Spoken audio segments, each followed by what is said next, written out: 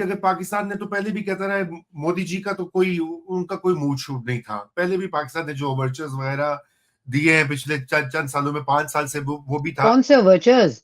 नहीं, मतलब एक वो मिनट, कहते हैं कि हम नहीं डायलॉग नहीं करेंगे। नहीं नहीं नहीं, रजा, लेट्स बी फेयर, दुश्मन मुल्क है हमारा, ठीक हम्म। है।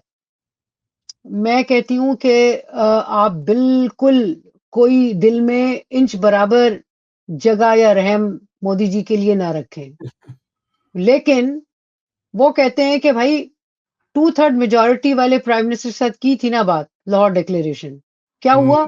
कारगिल, फौजी, फौजी डिक्टेटर, फौजी जनरल, फौजी chief of army staff, the most powerful entity इन हाँ, पाकिस्तान, मुशर्रफ, बिल्कुल। मुशर्रफ, उसके साथ किया क्या? आगे बना मुंबई, राइट।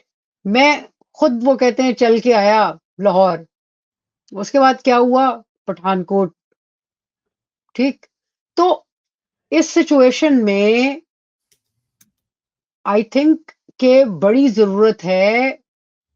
देखें, एक दो गैप्स हैं, वेरी क्विकली। हमारे यहाँ हमारे अपने इंटरनली को कंसेंसस नहीं है। मियाँ साहब ने बड़ी कोशिश की है, मियाँ नवाज शरीफ ने, और मियाँ नवाज शरीफ ने तो चंद महीने पहले भी कहा था कि भाई हिंदुस्तान के साथ ताल्लुकात भी करें, राब्ते भी करें, ट्रेड भी करें, ठीक है। Imran Khan as prime minister, उन्होंने कहा कि जी इंपोर्ट कर लो चीनी, प्याज वगैरह वगैरह। कैबिनेट में जब गए तो एज प्राइम मिनिस्टर कैंसिल कर दिया वो, हाँ जी। ठीक है। सो एक तो हम कंसेंसस एक दफा अपने में हमारे यहाँ बिल्ड करें कि भाई बात करनी है, नहीं करना, ना तो दरवाजा ये बंद करो, राइट। दूसरी तरफ आई थिंक इंडिया की साइड पे द मोमेंट्स ऑफ पीस, उस पे उनको सीखना पड़ेगा और सोचना पड़ेगा कि उसको कैपिटलाइज कैसे करें। बिल्कुल जैसे मोमेंट्स ऑफ वायलेंस पे आप सोचते हैं कि कैपिटलाइज कैसे करें।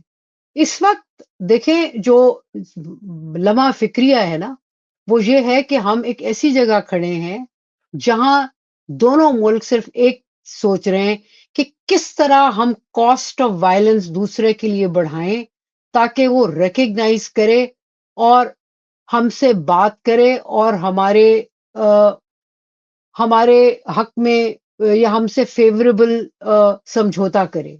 एंड माइंड यू, ये वो पॉइंट है जो कि मैं समझती हूँ कि 180, ऑलमोस्ट 180 डिग्रीज फर्क है उस पॉइंट से जहां हम खड़े थे लाहौर डिक्लेरेशन के वक्त, जहां इन्होंने कहा था कि विन विन सिचुएशन पे बात होगी।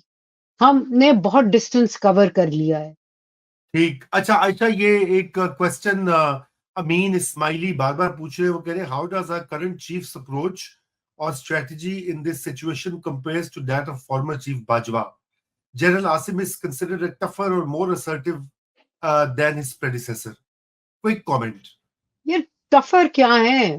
बात यह है कि उनकी एक सोच है, और मैं समझती हूँ कि वो इंस्टीट्यूशन को उस पॉइंट पे वापस लाना चाह रहे थे जहां जो कि बाजवा साहब, उनके जो प्रीडिसेसर हैं, उनकी अप्रोच से फर्क हो। राइट। ये पिछले वाले से ज्यादा काबिल नहीं, पिछले वाले इनसे ज्यादा कोई निकम्मे नहीं। बराबर सो बराबर ही। बराबर बराबर, बट बात यह है कि बाजवा ने एक उनके जमाने में भी एक मिलिटेंट ऑपरेशन हुआ, उसके बाद उन्होंने रियलाइज किया कि नहीं, बात नहीं बनती, बैठो, बात करो, और बात हुई। मैं समझती हूँ कि, और उन्हीं के जमाने में हुआ था ना ये पुलवामा, बालाकोट, बालाकोट पे उन्होंने जवाब दिया, रिस्पॉन्ड किया टू इंडिया, और फिर उन्हें बैठ के बात की। हम्म। ये वाले जो साहब हैं, इनकी नीयत जो है वो बातशाह करने की लगती नहीं है। तो और ये बिलीव नहीं करते उस गुफ्तगू में, यू नो, सादा जबान में ज्यादा जिंगोइस्टिक अप्रोच है। तो मैं समझती हूँ कि जहां हम खड़े हैं, और हमारे यहाँ कंसेंसस बिल्डिंग की जरूरत है। हमारे यहाँ वो जो सेनर एलिमेंट्स थे पॉलिटिक्स में, एक ज़माने में, जो कि समझते थे कि क्या प्रॉब्लम्स हो सकते हैं, वैसे सीनियर एलिमेंट्स जो है ना उनके किसी तरह वापस आने की ज़रूरत है इस गुफ्तगू के अंदर। अच्छा, एब्सोल्युटली, लेकिन मसला ये है कि सीनियर एलिमेंट्स कहाँ से लाएं? प्रॉब्लम तो ये है कि सीनियर एलिमेंट्स हैं ही नहीं इस वक्त। मतलब अगर आप देखें, एक वो मियां नवाज शरीफ है, and you rightly pointed out, जो कि मेरे ख्याल से पूरी पॉलिटिकल क्लास में ही stands out for his commitment to peace and trade with India. मगर आप देखें कि वो भी खामोश, अभी कोई कमेंट्स में पूछ रहा है कि जी मियां साहब का कोई कमेंट नहीं आया, कोई बयान नहीं आया, वगैरह वगैरह। तो बात ये कि हमारी तो पॉलिटिकल, आपने बिलावल का खुद ही जिक्र कर दिया है। अब प्राइम मिनिस्टर, आपको पता है, वो ही बोलते हैं जो इस वॉर एस्टेब्लिशमेंट एक पेज पे है। तो हमारे यहाँ भी तो इस वक्त बहुत बड़ा, जिसे कहता हूं, मैं कहता हूँ दोनों मुल्कों में सैडली पीस कंस्टिट्यूएंसी जैसे कहा जाता है, वो बिल्कुल श्रिंक हो गई है, बल्कि इस वक्त तो इवेपोरेटेड लग रही है। मतलब अभी मैं तो हैरान ही हो रहा हूँ कि कोई, अभी हम डायलॉग की बात कर रहे हैं, आपने भी 2-3 बार कहा, and I said yes, that is the only way out. Pakistan में कोई इस वक्त मीडिया में आप देखें कोई ये बात नहीं कर रहा। भाई कोई एंगेजमेंट का भी कोई तरीका होता है, मतलब ये कि पाकिस्तान के एक जमाना था कि यहाँ से मिनिस्टर्स भी चले जाते थे, फॉरेन सेक्रेटरी भी चले जाते थे, डिफेंस सेक्रेटरी भी। इस बार ये भी कोई ऑफर नहीं किया, ना देखें उन्होंने एक्सेप्ट किया। और देखें इंडियंस भी हार्ड लाइन, मतलब मोदी इज ऑल्सो, वो इतना जिंगोइस्टिक नेशनलिज्म जिसके खिलाफ टैगोर ने, रविंद्रनाथ टैगोर ने 1920s में वार्न किया था इंडियंस को। उस वक्त तो एक ही इंडिया था, कि ये जिस लाइन पे आप नेशनलिज्म की ले रहे हैं, ये टॉक्सिक और नेगेटिव, और ये सिर्फ डिस्ट्रक्शन ही लाएगा। और आज मैं कहता हूं कि ये 100 साल के बाद ये दुरुस्त मुझे लग रहा है।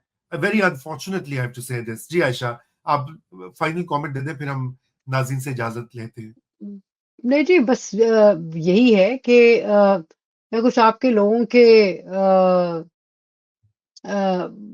बात कर रहे हैं कि जी यू नो मेरा अपना ख्याल ये है जी कि अगर जो ये जो एक पॉइंट है ना कि मिलिटेंसी और मिलिटेंट प्रेजेंस जो है, मैं कहती हूँ कि इंडिया को बेशक तसल्ली देने के लिए ना, लेकिन एक लॉन्गर टर्म अप्रोच आपको करनी पड़ेगी कि इन मिलिटेंट जो ऑर्गेनाइजेशंस का आपने करना क्या है। मतलब कि जैश ए मोहम्मद और लश्कर तैयबा कश्मीर में आपके अपने कश्मीर में जो ऊपर नीचे मार्च पास्ट अगर कर रही हूँ, तो इसका कोई अच्छा असर आप पे नहीं पड़ता। दैट इज जी पीपल विल यूज देखिए, इट एज एन एविडेंस, और वैसे भी एब्सोल्युटली, हमारे लिए वो, हमारी सेहत के लिए वो अच्छे नहीं है। हाँ, हमारे चाहे बच्चे चाहे इंडिया को टीएलपी, छोड़ें। चाहे वो टीएलपी हो, चाहे जैश ए मोहम्मद हो या लश्कर तैयबा, ये हमारी सेहत के लिए अच्छे नहीं है। बिल्कुल जी, फ्यूचर के लिए अच्छे नहीं है। हमें बिल्कुल उनका, ये एफएटीएफ के बाद ये आइडिया हो रहा था, ऐलानात भी हुए कि वाइंड अप कर दिया है। लेकिन अभी जो इम्पोर्टेंट चीज ये है कि इंडिया को भी ये देखना होगा कि जिस तरह से ये बलूचिस्तान में जो पाकिस्तान गवर्नमेंट का क्लेम है कि वो उसको फ्यूल कर रहे हैं इंसर्जेंसी को,